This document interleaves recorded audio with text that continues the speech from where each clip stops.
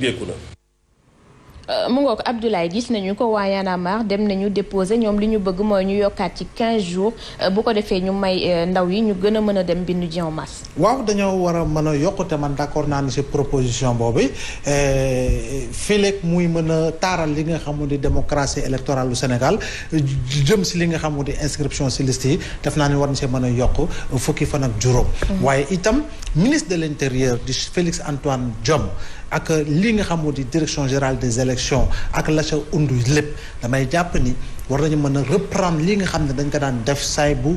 période bi jotee maanaam une communication massive une communication active jëmale ko si li nga xam moo di këru taskatu xibaar yépp jëmale ko si li nga xam moo di rajo yi jëmale ko si li nga xam moo di journaux yi ba nga xam ne sénégalais fépp fu mu niti ne saa su ne am na lu koy fàttali ni war na mën a dem inscrire ji parce que itam devoir la si autorité bi pour mu def li nga xam moo di campagne de sensibilisation tey jii nii ce sont des Sénégalais lambda qui prennent le relais véritablement de l'autorité centrale ñoom ñooy def li nga xam moo di campagne bi à travers les réseaux sociaux te defe naa ne loolu c'est un rôle dévoué et dédié au ministère de l'intérieur ba tax na li nga xam ne amaana am na ñoo xam ne ubbi na te yëguñu ko am na Sénégal la ñu nekk war nañu mën a yokk li nga xam moo di période bi yokk si fukki fan ak juróom parce que xam nañu ne te expert électoral bi wax na ko mënul gàkkal wala mënul reculer wala avancer li nga xam moo di datu 31 juillet bi nga xam ne moom lañ jàpp ko élection législative yi nag bu ñu bëggee nag élection bu gën a mucc ayib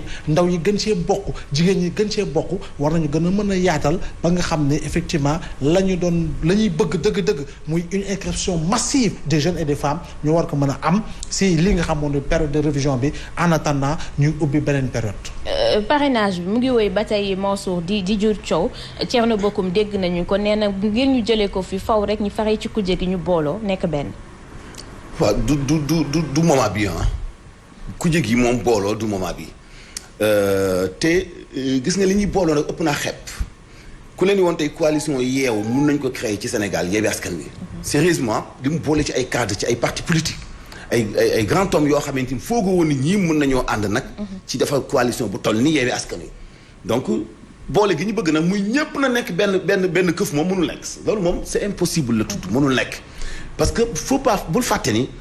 nguur bépp nguur bu fi mu sa nekk Abdou Diouf Abdoulaye Wade Macky Sall nguur goo gis dafay am parti parallèle. ça c'est évident. yéen a ngi fàttaliku CAP 21. bari woon na ci parti yi ko composé woon yu dañu contre Abdoulaye Wade laataa muy falu. et parti yooyu ñoo dajalewaat ba créé benn CAP ngir jàppale Abdoulaye Wade te ñu ngi am na ci ñoom ñu nekkoon ci opposition bi donc parti parallèle moom. pouvoir bi daf koy mus di am loolu mooy tax nag opposition bi yëpp nekk benn luy jafe lay doon lu jëm itam ci révision liste électorale yi ñu yokk ko xëy na pour ñu jàppale la ndaw ñi mën a bindu bon seen gis-gis la du ma ko weddi mais man gisewuma foofu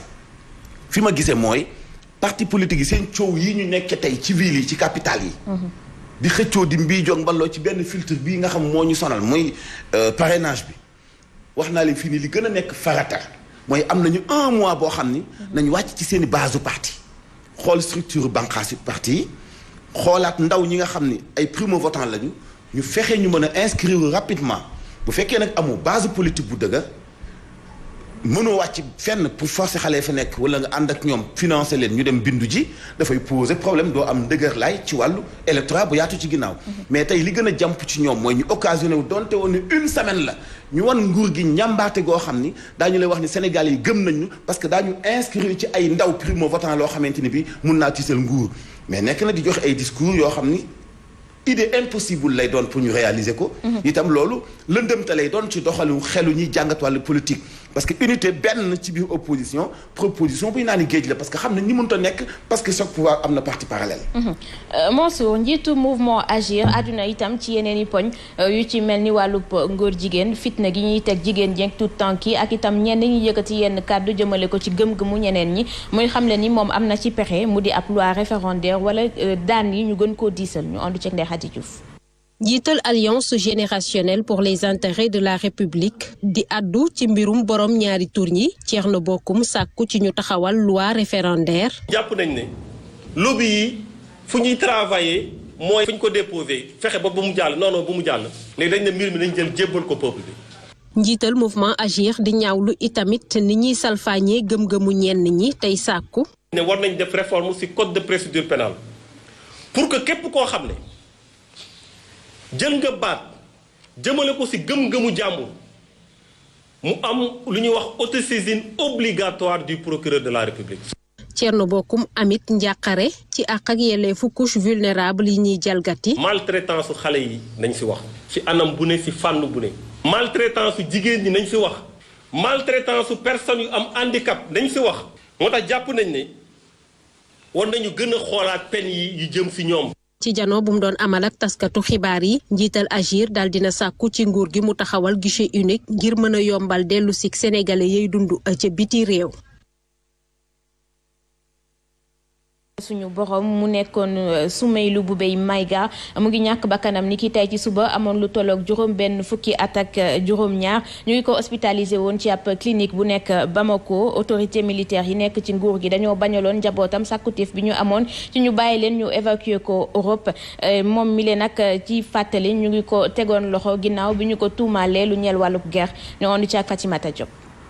Souleymane Boubèye Maïga daal dina faatu bi muy am lu toll ci juróom benn fukki at ak juróom ñaar mu nekkoon poids lourd politique malien bi moom mii di Maïga ci diggante 2017 ak 2019 mu nekkoon fi njiital gouvernement bu ancien président bi di Ibrahima Boubacar Keïta ñu daal di koy coup d'état ci 2020 ginnaaw janvier gi mu génn àdduna. Maïga nekkoon na fa it jëwriñ bi ñu dénk wàllu affaires étrangères ministre de la défense dañu ko rek tuumaloon ci wàllu faux ak usage de faux waaye tam favoritisme li jëm ci wàllub enquête bu équipement militaire waaye tam jël acquisition wu benn roppalaan présidentiel ci atum 2014 ginnaaw gi muy nekk jëriñ bi ñu dénk wàllu défense. mu mel ni Boubèye Maïga ki lee di colonel Assimi Goïta moo ko rek tuumaloon ci wàllu woowee mu engagé woon nit bi muy nekk ci pouvoir bi ngir jox ko civil yi bu ñu amalee élection ba noppi waaye tey jii nag retouru civil yooyee ci pouvoir bi moo nekk jafe-jafe ci diggante junte bi ak CEDEAO mi nga xamante ne ñu ngi ci guddi gu setagul ak ginnaaw nag énième tentative bu négociation bi ñu amaloon nag junte bi mu nekk échec te it ancien président bu Nigéria bi di Goodluck Jonathan moo ko dirigé woon.